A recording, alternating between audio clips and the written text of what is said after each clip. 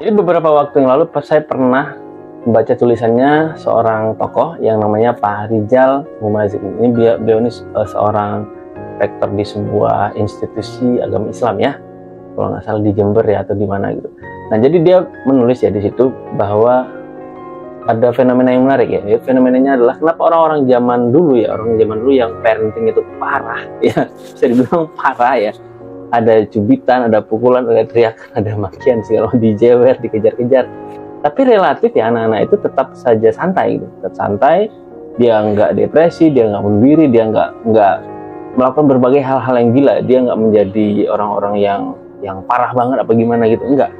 Nah ini dibahas dan menurut saya ini sangat menarik karena ya memang ya di zaman-zaman saya sekitar yang hidup mungkin sudah 30-40 tahun yang lalu, itu memang pola parenting itu memang benar-benar kalau kita lihat dari segi parenting sekarang itu benar-benar ganas ya sebenarnya.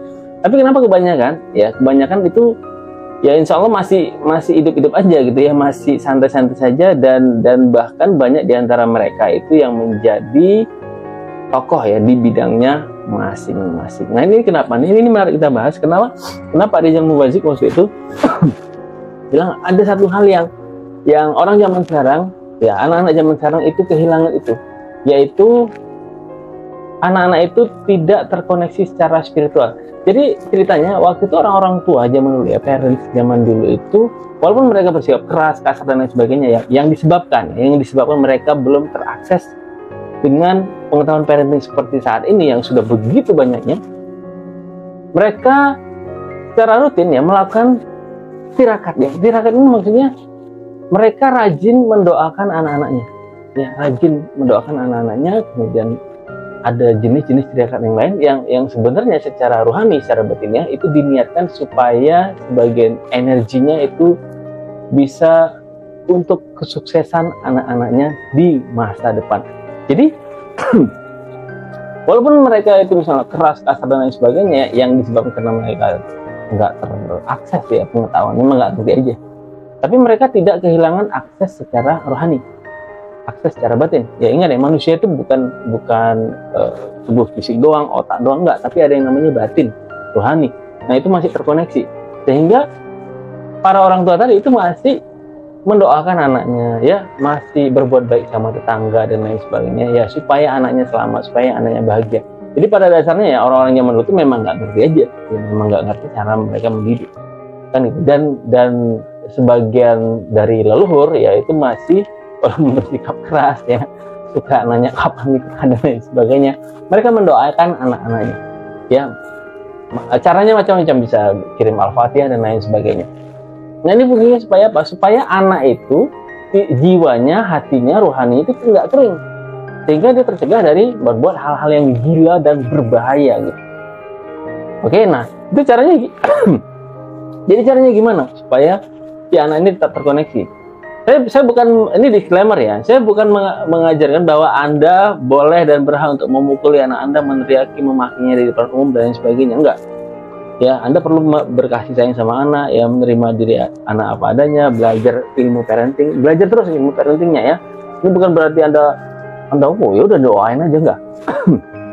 Jadi doa dan usaha itu memang perlu selaras ya, selaras jalan.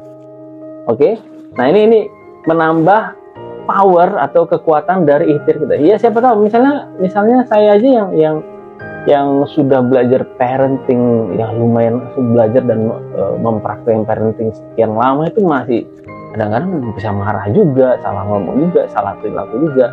Nah ini doa seperti ini itu fungsinya untuk bisa mengcover atau menyembuhkan lah ya, insya Allah menyembuhkan, sehingga si anak tadi yang terkoneksi secara batin, yang jiwanya kita berikan, kita sedekahin dengan doa, insya Allah nggak kering, insya Allah lebih mudah memaklumi perilaku orang tuanya, kayak lebih pengertian gitu ya, sehingga jiwanya nggak kering dan dia benar-benar insya Allah mudah memahami bahwa sebenarnya orang tuanya melakukan itu karena sayang ya, cuma mungkin terbatas akses informasi tentang parenting, atau mungkin lagi gila, mungkin lagi stres dan lain sebagainya.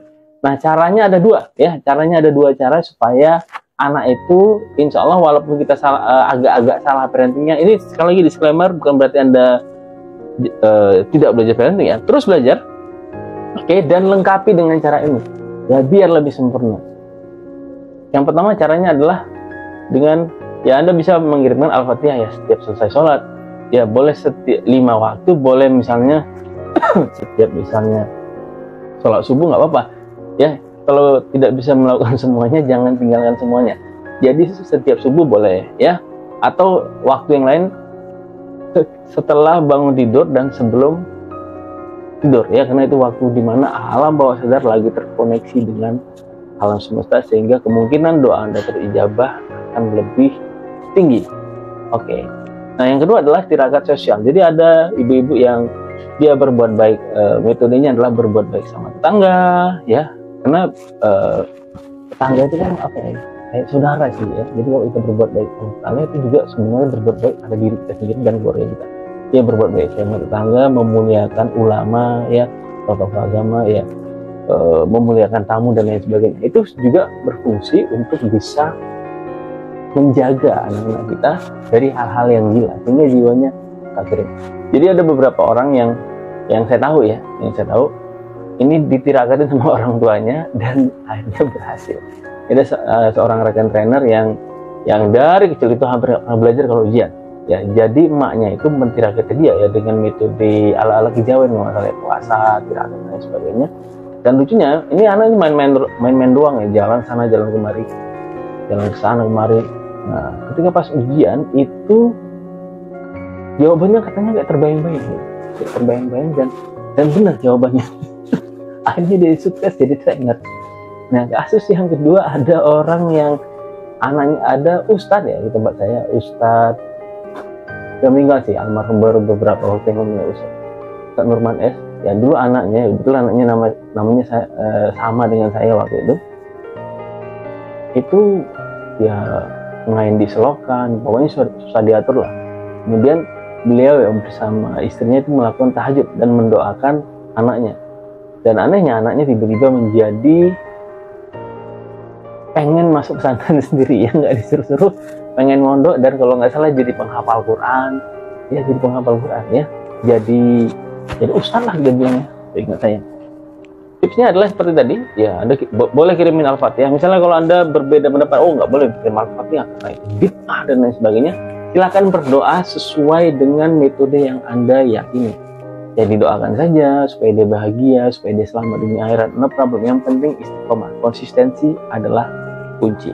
Yang kedua tirakat sosial ya, berbuat baik sama tetangga, memuliakan ulama, memuliakan tamu dan lain sebagainya. Itu insya Allah akan membantu koneksi batin Anda, ruh Anda pada anak, insya Allah menjadi tambah kuat, sehingga akan memperkuat power dari ilmu parenting yang mungkin selama ini sudah Anda praktekkan atau menyempurnakan. Ya kadang-kadang gini ya, ilmu parenting kan ini dari barat ya. Nah dari barat itu kan koneksi dia sama Tuhan itu kan kayak nggak ada gitu ya, jarang banget.